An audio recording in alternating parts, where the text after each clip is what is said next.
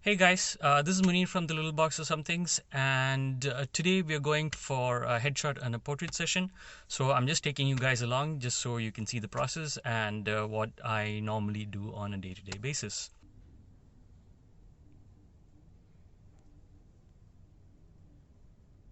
So I've actually reached the location. The space is quite small, but uh, you actually make do with what you got, I guess. So I'm just gonna run you down through all the kit and the space that I have here, so you guys can see what I'm working with.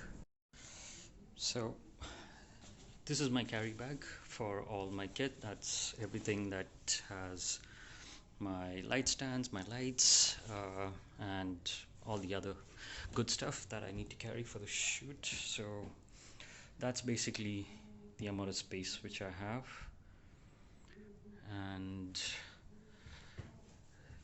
this one is the Godox Softbox, and it's going to carry the TT600. And this one will carry the Godox 8200.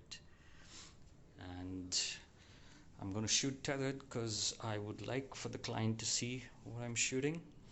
And I'm using the trusty Canon 80D with the 24-70 because the space is small.